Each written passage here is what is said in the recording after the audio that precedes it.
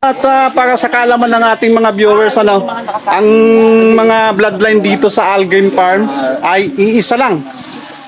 Yes, iisa lang. From Dink Fair. Ayan, 5K sweater. Iyan. Maganda sa pandinig, ano? Dink Fair. Ibig sabihin, imported yun. Ayan. Ano? Nagalit ang takbuhan, no? Ano itong nakikita ko? Ang lalaking ibon sa likod ko. Ostrich. May ostrich sila dito. Ayan, let's go.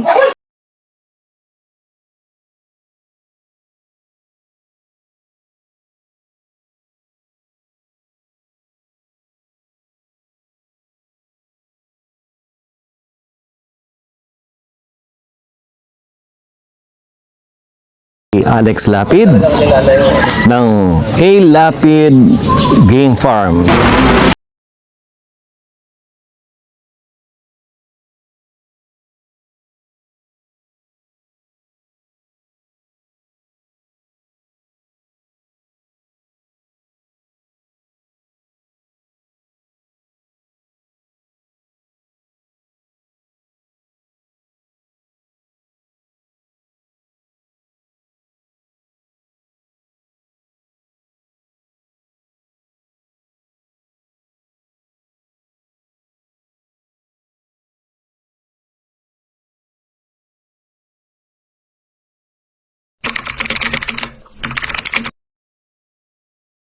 Good morning!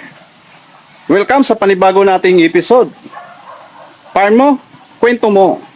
Alright, may isa na naman farm tayong binisita. Alam mo kung nasaan kami ngayon? Sa malayong lugar. Ayan, nandito tayo ngayon sa Guagua, Pampanga. Alright, may isa na naman farm tayo dito na binisita. Ang Al Lapid Game Farm. Or tawagin siya na All Game Farm. Pag-aari ni Sir Al Lapid. Ayan, pag sinabing lapid, mga pakapangpangan yan. Ano? Ayan At kakapanayamin natin mamaya si Sir Al Lapid. Alright, sa ngayon, eto, nakita nyo sa likod ko. Ito ang farm niya. At hindi mo akalain sa farm na to. Pagbungad mo dito, residential. Ang ganda ng lugar ni Sir Al.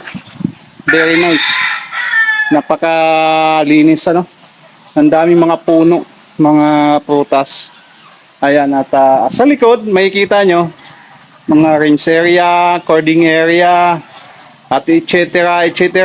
Marami sila dito nga, mga manukis na mga alaga.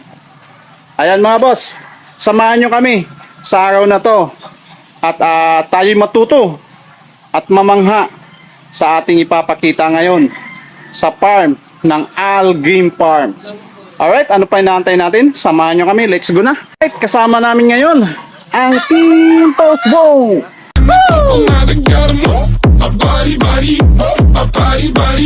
Kasama ko ngayon si Brother Tigi, Ma'am Yams TV, Win Castro. Shoutout kay Kuya Bok, Daphne Lokila. Hindi natin nakasama dahil sa family first siya. Ayan, sa susunod ng mga vlog, sana magsama-sama ulit tayo, mabuo tayo ulit. Alright, ito yung tanawin dito sa farm ni Sir Al. Ang daming chiko dito. Yan. Napansin ko dito sa area nila, meron siya parang clubhouse. Pero yung paikot ng surrounding, meron ka makikita parang mga transient house. Yan ang makikita mo dito. So ito yung pinaka-front ng All Game Farm ni Sir Al. Yan.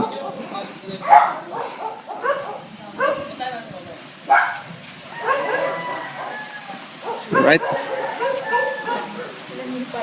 At para sa kaalaman ng ating mga viewers, ang mga bloodline dito sa Al Game Farm ay iisa lang. Yes, iisa lang. From Dink Fair. Ayan, 5K sweater. Iyan. maganda sa pandinig, ano? Deng fair. Ibig sabihin, imported yun. Ayan. Tingnan natin. Go. Welcome mga ka-Team Pausbong. At andito naman tayo ngayon sa farm ng A. Lapid Game Farm. Kasama ko ngayon si Sir Alex ng A. Lapid Game Farm. Sir, pwede ba nating matur? Grabe, ang dami ko nakita rito. Puro parang sweater. 5K atong mga nung ata eh. Oo. Especially ito, puro uniform sila dito, sir, no? 5K sweater lang lahat. Oo. 5K sweater yan. Ito, tara, silipin natin yung range area ng All Game Farm. Pasok tayo. Sir, dito. Boss, ito ba yung range area ninyo? Oo. Ang tawag dito, range area. Orange area. Ngayon, ito yung pinagsimulan ng 5K sweater. 5K yung tatay, 5K yung babae. Ah, ito yung mga Oh, yan, nanay sir. tatay. Ayan, sir. Ayan, sir. Sir, baka palawin ka, sir. Ay, Namamalo. salbahi, ah. Ito pala mga pinagmula ng 5K sweater nila, yung mga pulit, oh. At saka yung sa kabila, sir. Kasi makatago. Pero mo na ako na. Yan. Ito yung nag-iisang 5K sweater. Ito yung tatay ng mga naka-cording doon sa labas. Yung bagay ito mga to. Ayan. Kuya Mario, na-miss lang ako. Kasi, ang napapansin ko dito sa mga tipi nyo, native product siya. Oo. Bakit, bakit ito ang napili ni Sir Al? Totally, kasi mura siya. Kaysa ano ba yung tawag doon? Yung simentado? Oo, yung simento. mga concrete. Oo, concrete. Mahirap lipat-lipat yun. Kasi hindi, kami, establishment kami. Halimbawa, ito, ilipat namin doon sa kabila. Madaling ilipat. Ayun hindi ka raw sa tao. Yung movement Yung niya. kung Yung ito, concrete, mahirapan. 3, 4 pa kayo eh. Ito, sandali lang, kahit ikaw lang mag-isa, pwede mo mailipat. Ayan mga boss, mga tipi. Yan yung tipi namin. Kita mga tipi nila. Kung papansinin mo mga boss, ang ganda ng pagkakagawa nila. Kasi product talaga. napakatibay oh. Hindi mauga-uga oh. So ibig sabihin na talagang pwede palang gamitin to. Sir, nagtutulos na kami. Oo. Para, Ilalagyan lang nila ng kumbaga, para kapag dumapo siya, hindi gagalaw-galaw. Saka pag hinangin man o may bagyo, Hinangin man o may bagyo. hindi siya basta matumba lang. Hindi basta. Yan lang ang gastos namin yan. Tsaka ito, magkano lang ito. Ayan mga boss, sa dami ng pinunta namin ng mga farm, dito ko lang napansin na kakaiba yung tipi nila, no? Oh. Ito. Gupit ang tipi na kayo. So, less expenses. Saka may napansin pa ako dito maliban sa tipi. Eto, ang lalaki oh.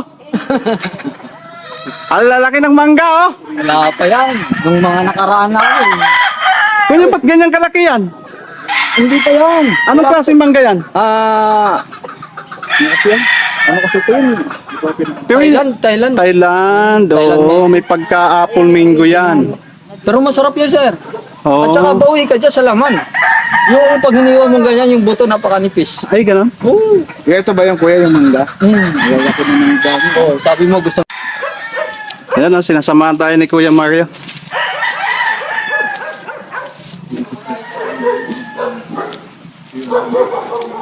At napansin ko dito pa may mga cottage sila ng mga bahay dito na ganito nakapaikot ano.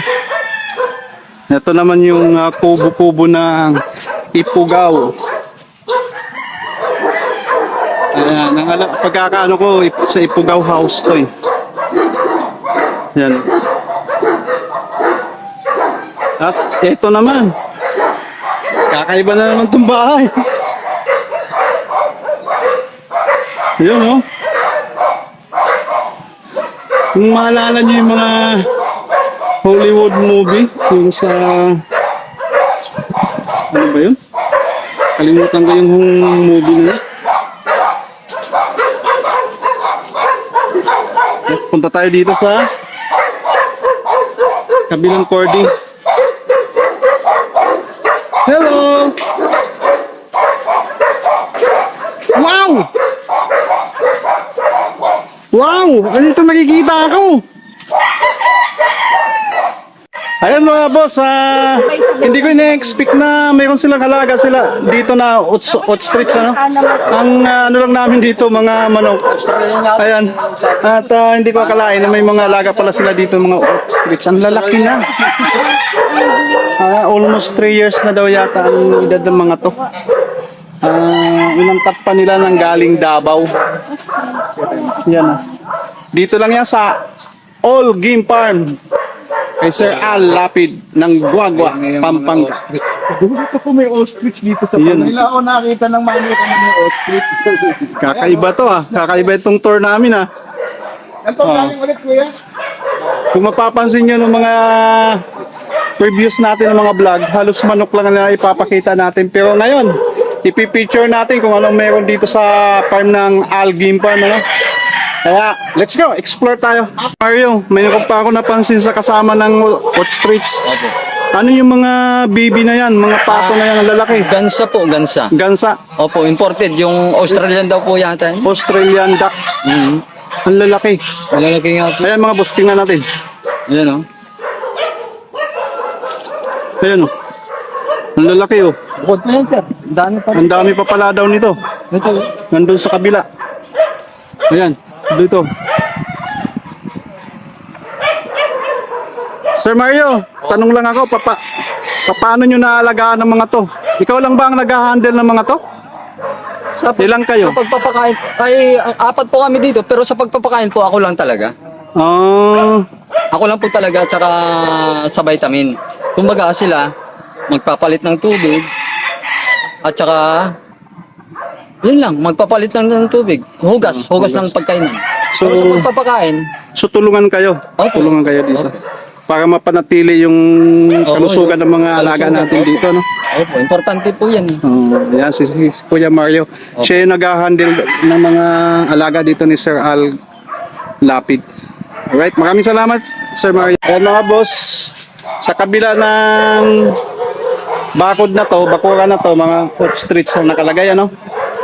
Pero dito naman sa kinatatayuan natin, nandito yung mga linyada ng manok ni Boss Al Lapid. Ayan. At tulad ng nasa kabila, makikita natin dito na mga tipi nila ay sa native, ano? Native. As in, Pilipino talaga, Pilipino material ang ginamit dito. Ayan. Gawa sa kawayan, bamboo. Ayan. Ito yung mga tipi nila dito. So, unique. Unique ang mga tipi nila dito. Alam mo bakit? Sa dami ng pinunta namin ng mga farm, mga concrete pa tipi ang mga nakita namin. Dito lang namin nakita sa All Game Farm ang ganitong klaseng tipi. So, napakalawak ng ano nila, no, ng mga idea na paano nila magamit ang mga sariling materialis natin. Ano? Ang ganda? Oh. Diba? At hinawakan ko pang isang tipi. Talagang totally talaga na kahit na bagyuhin to, masamang panahon, hindi tutumba siya. Matibay ang pagkagawa niya. Kaya pupunta pa tayo sa ibang area. Titingnan natin kung ano pa meron dito. Okay? Let's go. Yun lang, inabot tayo ng ulan. Lumakas ang ulan, ano? So pansamantala muna tayong titigil sa farm tour at magagayak tayo ngayon para sa preparing ng interview kay Sir Al. Ayan, ito yung mga tropa natin ngayon at nagpe-prepare tayo dito sa taas. Ayan, ito yung parang clubhouse na lugar ni Sir Al Lapid, ano? Alright. Ayan. At mag-uumpisa na yung interview natin at abangan nyo yung interview ni Sir Al sa susunod nating episode. Kaya let's go! Sama-sama tayo. Tayo magtapos. Magpapasalamat muna tayo dito kay Sir Al Lapid ng All Game Farm dito sa Guagua, Pampanga.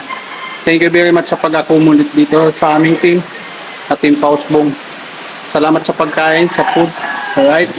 At salamat sa staff nila, in-assist tayo. Alright, maraming salamat. At hanggang sa susunod na mga vlog, magkita-kita ulit tayo. Alright, let's go.